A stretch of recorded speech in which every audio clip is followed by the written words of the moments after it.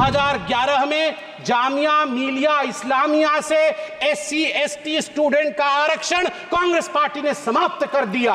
1981 में अलीगढ़ मुस्लिम यूनिवर्सिटी से SC ST students का आरक्षण कांग्रेस पार्टी ने मुस्लिम तुष्टीकरण के कारण समाप्त कर दिया। अरे अपने गिरेबान में झांक के देखो भैया, गिरेबान के अंदर पाप ही पाप भरा हुआ है।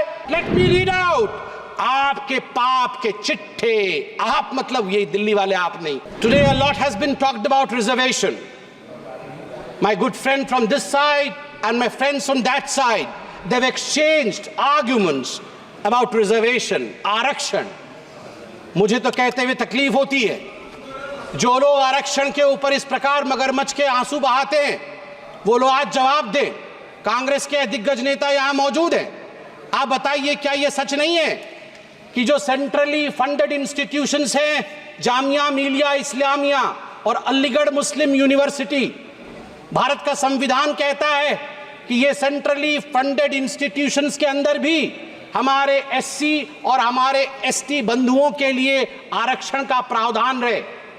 मगर बड़े दुख के साथ मुझे कहना पड़ रहा है, 2011 में जामिया मिलिया इस्लामिया से SC ST स्टूडेंट का आरक्षण कांग्रेस पार्टी ने समाप्त कर दिया। और ठीक उसी प्रकार 1981 में अलीगढ़ मुस्लिम यूनिवर्सिटी से SC ST स्टूडेंट्स का आरक्षण कांग्रेस पार्टी ने मुस्लिम तुष्टीकरण के कारण समाप्त कर दिया। इसके लिए कांग्रेस पार्टी को जवाब देना होगा। आज मैं सुन रहा था यहां कोई पेपर लीक के विषय में कह रहा था। अरे अपने गिरेबान में झांक के देखो भैया, गिरेबान के अंदर पाप ही पाप भरा हुआ है और आप हमारी तरफ देख रहे हो। नीट के एग्जाम को लेकर सुप्रीम कोर्ट का जजमेंट आया है कुछ दिनों पहले और मैं कांग्रेचुलेशंस कहना चाहूंगा इस सरकार को।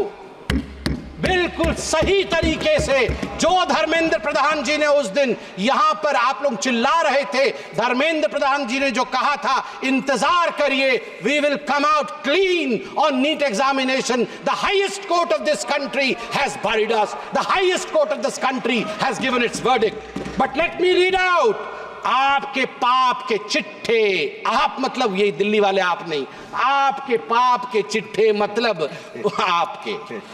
2006 में कहां ये सब लीक हुए थे देखिए। 2006 में CBSE class 12 accountancy paper leak, 2007 Akhil Bharatiya engineering प्रवेश पत्र परीक्षा पेपर लीक AIEEE, 2008 में PMT pre medical paper leak, 2012 में all India institute of medical science परीक्षा पेपर लीक, 2014 में CBSE कक्षा 10 और कक्षा 12 की पेपर लीक, 2013 में Maharashtra SSC exam paper leak, 2016 में कर्नाटका PUC परीक्षा पेपर लीक, सिद्धरामैया की सरकार थी। 2013 में Rajasthan university paper leak, Ashok Gehlot ji की सरकार थी। 2011 में हरियाणा बोर्ड परीक्षा पेपर लीक, भूपेंद्र सिंह हुड्डा जी की सरकार थी। 2013 में राजस्थान लोक सेवा आयोग RPSC पेपर लीक, आपकी सरकार थी। आप जरा सोच के देखिए, आपके गिरेबान के अंदर किस प्रकार से पेपर लीक भरा हुआ है। मुझे बड़े गर्व के साथ आज कहना पड़ रहा है कि इस सरकार ने पेपर लीक को रोकने के लिए 5 फरवरी को एक ऐसा बिल रखा है जिस बिल का नाम है the public examinations prevention of unfair means bill 2024, जिसमें 10 साल के जेल का प्रावधान है और 1 करोड़ रुपए तक का फाइन रखा गया है। सभापति महोदय, कष्ट के साथ कहना पड़ रहा है 34 वर्ष बीत गए, यहां युवक सांसद बैठे, बड़ा सम्मान करता हूं मैं। युवा सांसद है यहां, कितने युवा सांसद है देखिए, इनसे पूछिए आप NEP नेशनल एजुकेशन पॉलिसी को आने में 34 वर्ष क्यों लगे।